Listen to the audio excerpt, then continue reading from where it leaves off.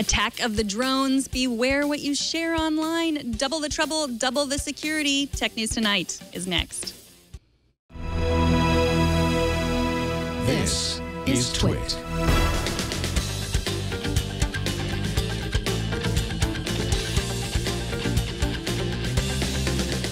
This is Tech News Tonight, episode 407 for Thursday, August 20th, 2015. This episode of Tech News Tonight is brought to you by Wealthfront. Wealthfront is a low-cost automated investment service that is the most sophisticated way for you to invest your money. So whether you've got millions or you're just starting out, visit wealthfront.com/TN2 to sign up and get your free personalized investment portfolio. That's wealthfront.com/TN2.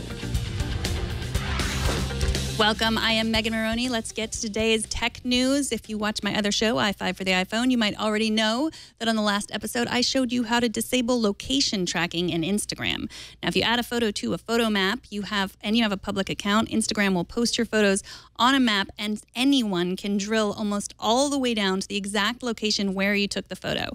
So if you're taking photographs of yourself covered in diamonds, you might want to turn that feature off. Today, the Next Web reports that in the latest Instagram update, the Add to My Photo Map feature has been removed. You can still tag images with a location, but they won't appear on a map anymore. The iOS app also lets you tag images with locations other than where you're posting from. The fight over drones is heating up. The Washington Post obtained several hundred rogue drone reports that have been kept under wraps by the Federal Aviation Administration.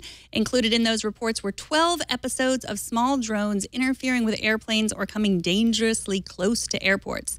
Now, those 12 episodes all happened in a single day. The FAA says there have been over 700 incidents so far this year, and that's about triple the number recorded for all of 2014. So the number is rising. We're all getting drones, as we should. New York Senator Chuck Schumer announced yesterday that he is pushing a proposal to create a no-drone zone around airports and other sensitive areas. But before you go out and get your drone shooting gun and decide it's your job to shoot down the drones, Schumer says the rules will be reinforced with geofencing technology software built into the drones. The senator adds that so far he has not gained any resistance from drone makers. Where do you come down on the drone debate? It's heating up. Email me at megan@twit.tv. I want to hear from you. Reuters reports that there was another huge dump of user data from Ashley Madison today. In case you haven't been following this story, Ashley Madison is a site designed for the casual hookup and caters to people inclined to cheat on their current partners. The site has been hacked. Users who were promised anonymity now have their information publicly available online, where even the mainstream media are harvesting it in order to create profiles of adulterers or to publicly out famous people who are on the site. And they were also providing helpful statistics, such as the fact that Alabama is the most unfaithful state, according to this data. And in case you didn't believe the old adage that no press is bad press, Reuters also says that traffic to the Ashley Madison website has been steady since the breach was revealed last month. Now, being the mother of identical twins, I can tell you that the facial recognition software built into Google Photos and Facebook does a much better job than many humans do in telling my boys apart. But is facial recognition software good enough to secure your computer? A website in Australia recently decided to do a more extensive test of the facial recognition software built into Windows 10. Windows Hello is a feature that allows some Windows laptops to let people log in with their face. The computer must come with Intel's RealSense camera that includes an infrared lens, a regular lens, and a 3D lens that securely stores your biometric information. But does it work with twins? A website called The Australian tested it with several sets of twins, and they say that it differentiated between every set of twins except one. Also, the system worked as long as only one of the twins provided the original image. If the twins wanted to trick Windows Hello, they could both offer their pictures in the setup process, and then it would think that the twins were the same person, not unlike how my twins fooled their teachers in kindergarten. Coming up, a rat brain in your smartphone, and El Nino is coming. Are you prepared? But first, you work hard for your money and you want to invest it, but you don't want to throw it all away on hidden fees for transactions and changes. You might want to consider trying Wealthfront. Wealthfront makes it easy for anyone to access world-class, long-term investment management. You can get started investing today All you need is $500 to start. You sign up for an account at wealthfront.com and just takes a few minutes. It goes right to work. We'll monitor your portfolios round the clock, take action as soon as an opportunity arises. Wealthfront automatically rebalances your portfolio and reinvests your dividends, all commission-free. Wealthfront software optimizes your investments for the best risk-adjusted return, net of taxes and fees. Wealthfront is transparent. It's accessible. You can view all your accounts in one place in your dashboard, either on your desktop or in their mobile app. Sophisticated investment strategies like tax loss harvesting and direct indexing, which optimize your after-tax returns, will simultaneously lower your tax bill. Visit wealthfront.com/TN2 to sign up and get your free personalized investment portfolio. You'll see the customized allocation they recommend for your profile. And just for Twit listeners, if you sign up to invest, Wealthfront will manage your first $15,000 entirely free of charge, and that's for life. Claim your offer today at wealthfront.com/TN2. For compliance purposes, I have to tell you that Wealthfront Incorporated is an SEC-registered investment advisor. Brokerage services are offered through Wealthfront Brokerage Corporation, member FINRA, and SIPC. This is not a solicitation to buy or sell securities. Investing in securities involves risk, and there is a possibility of losing money. Past performance is no guarantee of future results. Please visit wealthfront.com to read their full disclosure. Cognitive computing has been around for a while. IBM's Watson can win at chess and dominate at Jeopardy. And as we've reported on this show, Watson can even read your emails and let you know if you're being too sarcastic. Now, this week, IBM reached another milestone in cognitive computing by creating what they're calling a neuromorphic chip. It's about 48 million digital neurons, which is about the same amount of neurons that are on a rodent's brain. Joining us to talk about the rat brain computer is Mike Murphy, reporter at Quartz. Welcome, Mike. Hi. So what's the significance of this milestone? So it's pretty amazing, actually. Last time IBM announced a milestone with their neuromorphic chips, it was a computer the size of a bee brain. So that back then could play Pong about as well as a person, which is to say not very good. But it's kind of amazing. In just a couple of years, they've gone from a small insect-sized brain computer to something that's theoretically mapping the same structure rather than like the intelligence of a rat, or a mouse, if you want something a little more nice. But yeah, it's a huge step forward in terms of the kind of processing power that they're managing to put in these chip structures they're taking really low power compared to like a regular computer. So are they saying that you could conceivably teach a bee how to play Pong? Is that what we're talking about here? No, I don't think we're gonna have to worry about any flying insects playing any old video games anytime soon. But it's more that like the computational power that their bee brain had, which has like as many neurons as a bee's brain would, had the ability to watch Pong happening on the screen and play against a person. So the goal in your article is to create a brain in a shoebox with over 10 billion synapses and consuming less than 1 kilowatt hour of power. Can you explain what they mean by that? Sure. So the goal, is literally to create a brain in a box. It's not it won't be as complicated as a human brain. A human brain has about 10 times more neurons than that. But what they want to do is create a system that's very powerful, that operates in a totally new way, taking a lot less power than the average computer. IBM announced when I think it was on the bee brain, so this was a while ago, they tried to run a simulation of a human brain with trillions of synapses simulated on a supercomputer. Took 100 racks of one of their supercomputers, and the simulation ran 1,500 times slower than it would take a human to have done the calculation. So, and that's using one of the fastest computers in the world going full tilt, and it was 1,500 times slower than just you or I thinking the problem would have been. So, what they're trying to do with these new types of computers is basically have the same kind of computing power that we're used to, but with much less electricity required.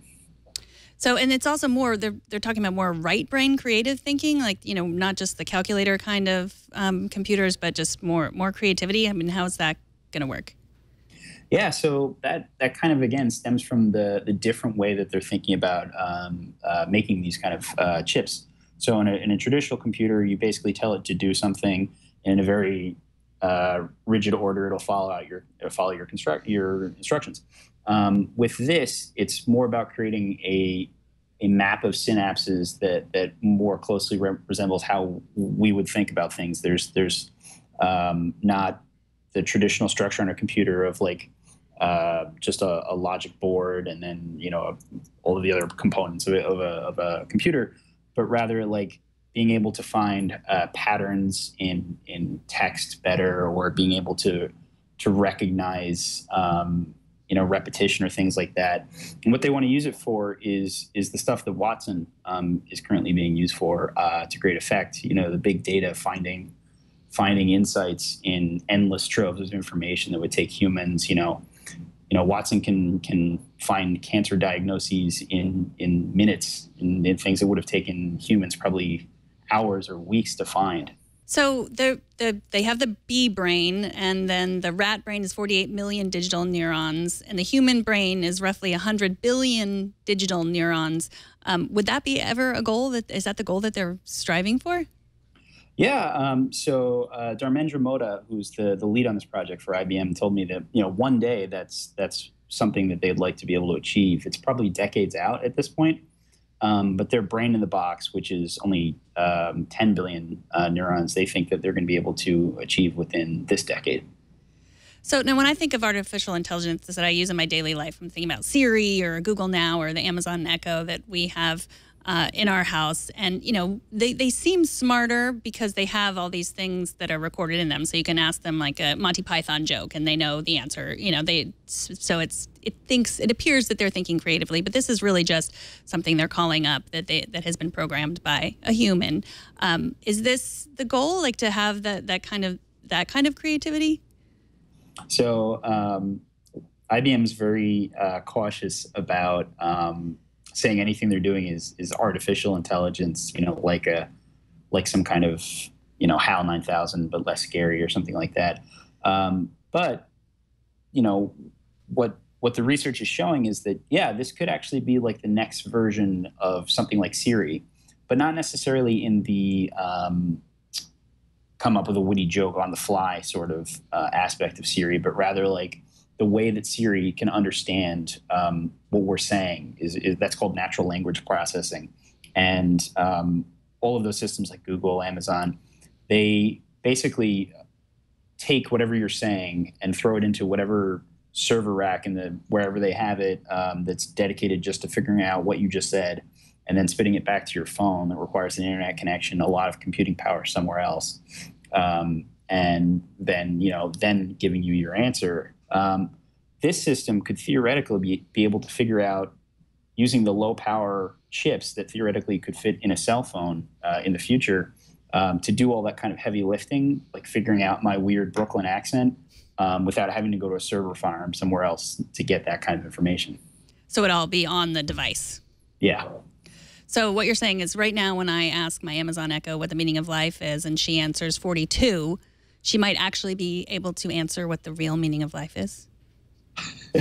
I hope so. I mean, if that's the case, maybe they should tell us. I don't know.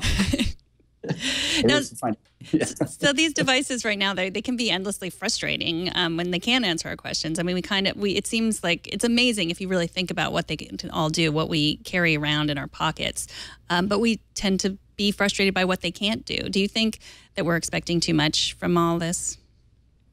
I think partly that's true because we see what's happening in a lot of other aspects. The fact that we're getting close to having self-driving cars, or you might even have a transport system that can take us from San Francisco to LA in really short amounts of time. And we think we're getting this like sci-fi world, and why can't we have these sorts of things yet? But the amount of computing power and like intelligence required by a computer just to understand even what I'm saying, let alone like the meaning and what I'm actually asking, as opposed to just the words I'm saying, is really a lot of power. And so, yeah, I think we're going to be a while away from those systems that can really understand us and actually, in the same way that you or I are talking right now, have that kind of conversation where it's not just like pithy answers that were put in by an engineer who really liked The Hitchhiker's Guide to the Galaxy. So we should be worried about our jobs then, essentially. Maybe. Well, Mike Murphy, thank you so much for joining us. Mike has an excellent article. You can read more about this story. It's fascinating. You should also check out the YouTube video that he links to, because the researcher on this project is fascinating, and you can just tell how excited he is about this. Mike also has a great article and a very emotional article about Giphy, if you need to learn about GIFs and be surprised at how emotional he gets about them. And totally, you should check it out at Quartz. Thanks so much, Mike. Thanks for having me. Take care. Now, we are experiencing a drought here in California right now, but apparently there's an El Nino on its way, and I, for one, need to be ready. And I will be with the Phone-brella. That's right, Phone-brella. Developed by a Korean company, KT Designs, the Phone-brella makes texting in the rain as easy as perhaps singing in the rain. Now, the standard hook on the bottom of the umbrella's handle that we know and love is replaced with a C-shaped hook that allows you to rest on your wrist, allows the umbrella to rest on your wrist, so you can use both hands for texting, which is essential, especially in the rain. There was no pricing information available at this time, but I, for one, would pay anything for the Phone-brella, especially if it ever rains again in California. And that's it for this edition of Tech News Tonight. We're on Facebook. Find us at facebook.com/technewstonight with the number 2. You can like us to get links to the show when it's posted and the stories that we talk about. And if you want to be part of the conversation, post a comment on the stories that we post, and we will read the best ones right here on this show. You can also subscribe to the show at twit.tv/TN2. You can write to us at TN2@twit.tv. You can watch live every weekday at 4 p.m. Pacific. And if you watch live, you find out that sometimes we do the show in all kinds of crazy ways. You can only see that if you watch live. You can also watch the show on your Amazon Echo on TuneIn, because the Amazon Echo is as smart as we are. And don't miss our morning news program, Tech News Today, every weekday at 10 a.m. Pacific, 1 p.m. Eastern. I'm Megan Maroney. Thanks for watching. Bandwidth for Tech News Tonight is brought to you by CashFly.com.